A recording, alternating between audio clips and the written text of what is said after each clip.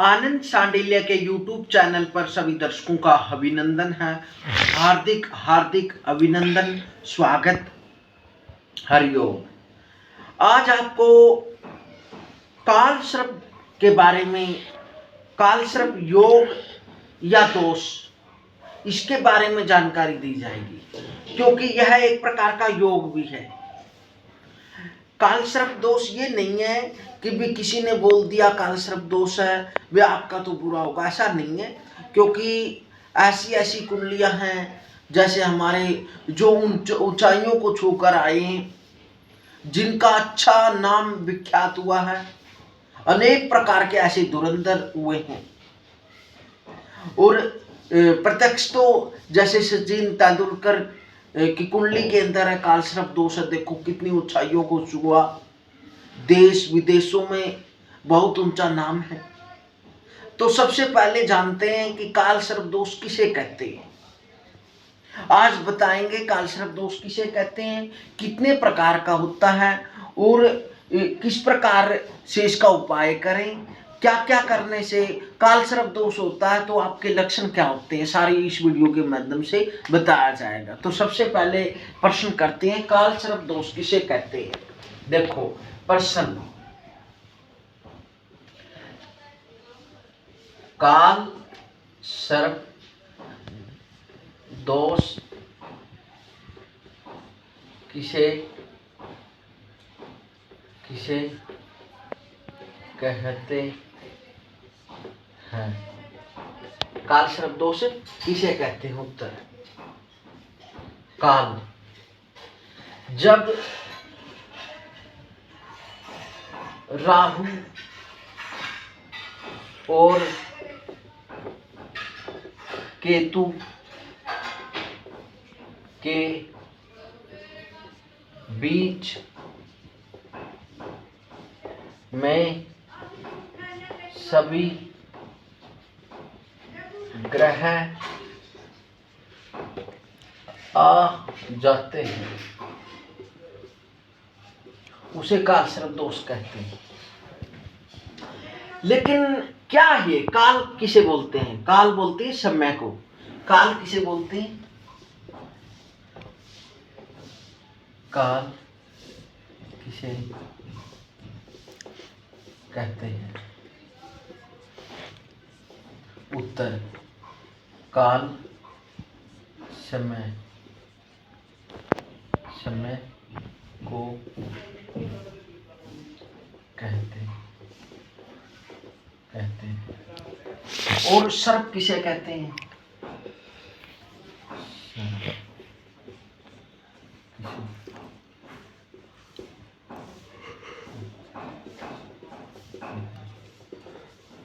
सर्प यह है, सर्प या तो टेढ़ा मेढ़ा या विष को, विष भी बोल सकते हैं, विष या टेढ़ा मेढ़ा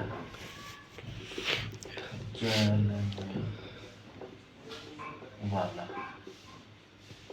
इसे कालसर्प दोष कहते हैं। लेकिन कालसर्प दोष कुंडली के अंदर कब बनता है। केतु, जब राहु और केतु के बीच में सभी ग्रह आ जाते हैं तो तब कालसर्प दोष होता है। उदाहरण के तौर पर देखते हैं, जैसे ये कुंडली है,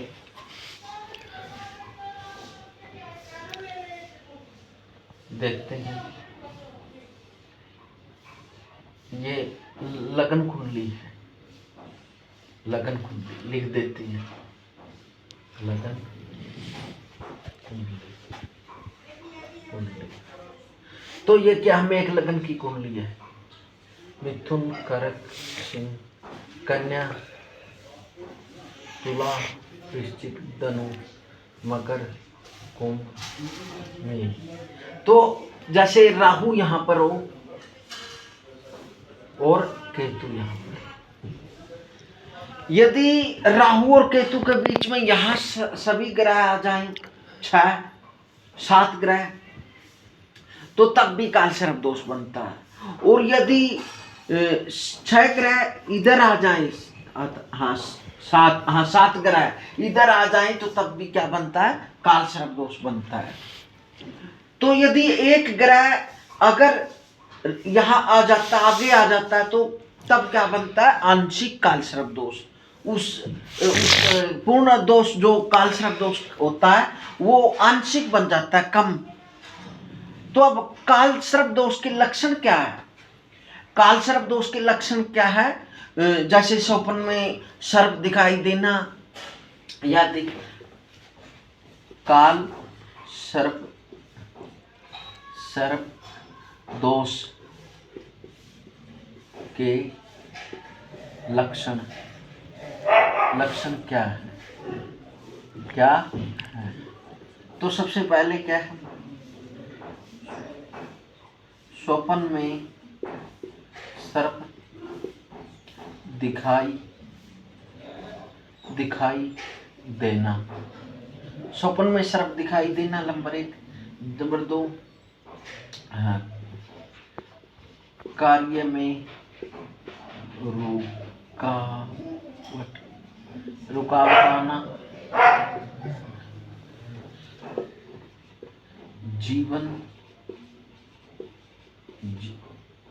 जीवन ज्यादा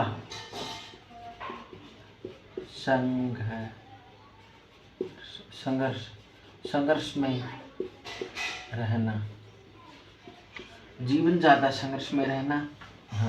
और स्वप्न में उड़ते हुए दिखाई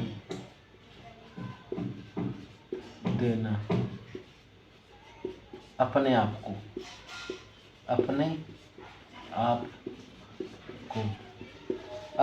को उड़ते हुए दिखाई देना। नंबर विद्या में रुकावट आना, कार्य में रुकावट आ जाना, जैसे बनते बनते कार्य रुक जाना। क्योंकि कालसर्प दोष का कारण क्या है? देखो यहाँ पर बताया गया, सर्प जिसे टेढ़ा मेढ़ा, जो जीवन टेढ़ा मेढ़ा चलता है, उड़ते हुए दिखाई देना अपने आप को, कार्य में रुकावट आ जाना, जैसे बोलते हैं सर्प किसे कहते हैं? जो टेढ़ा मेढ़ा, जीवन टेढ़ा मेढ़ा हो जाता है, रुकावटें आती है, कार्य चल जाता है, कार्य रुक जाता है, इस प्रकार का जीवन बन जाता है। अनेक प्रकार के संघर्ष रहते हैं। और राहु केतु अपने आप को 7वीं दृष्टि से देखते हैं। वैसे तो प्रत्येक ग्रह देखते हैं, लेकिन यह अपने से 7वें घर में राहु यदि मेष का है तो केतु तुला का होगा, यदि राहु वृश्चिक का है तो केतु वृश्चिक का होगा। इस प्रकार ये अपने से 7वें घर में रहते हैं। तो इस प्रकार से कालसर्प दोष है। कालसर्प दोष कितने प्रकार का होता है देखते हैं। प्रश्न, कालसर्प दोष कितने प्रकार का होता है? उत्तर,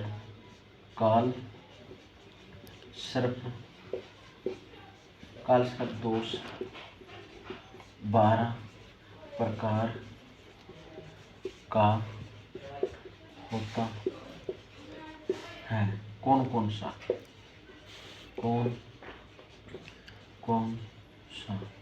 देखते हैं, तब तो यह देखते हैं। नंबर 1,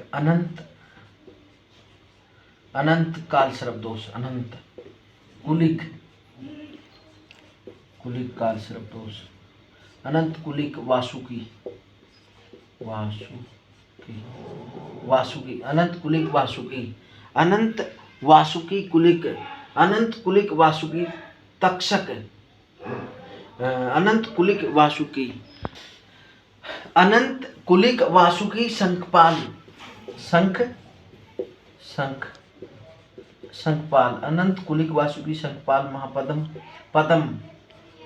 पद्म। अनंत कुलिक वासुकी शंखपाल पद्म महापद्म। अनंत कुलिक वासुकी शंखपाल पद्म महापद्म। तक्षक। कर्कोटक। शंखचूड़।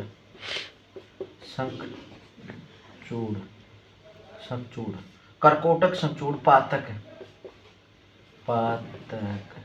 विषाक्त। विषाक्त विषाक्त शेषनाग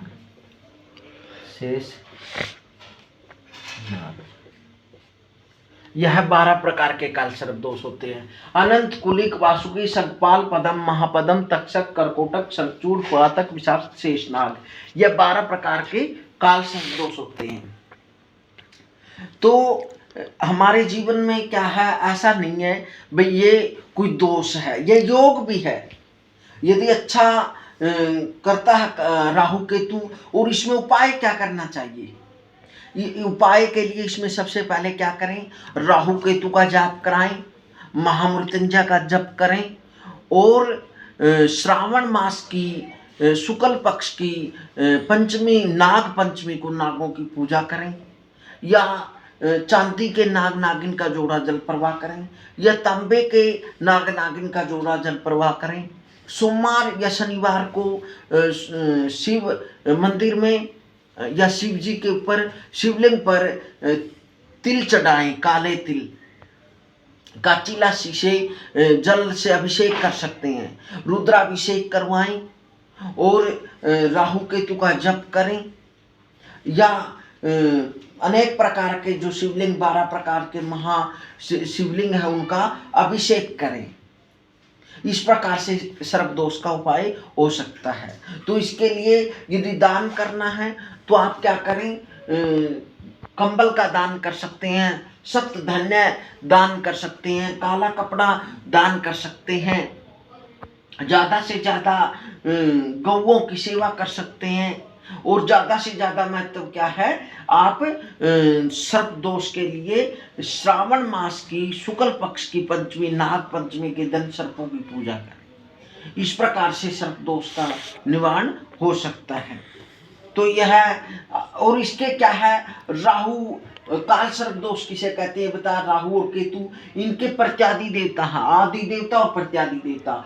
आदि देवता क्या है, काल, राहु के काल है, और केतु के सर्प, केतु के सर्प है। इनका क्या करें आप, वो कर सकते हैं आप। राहु का प्रत्यादि देवता क्या है, सर्प, और केतु का, राहु और केतु का क्या, राहु का सर्प है, केतु का काल सर्प दोष, इसलिए बोलते हैं इसको। हरिओम हरिओम।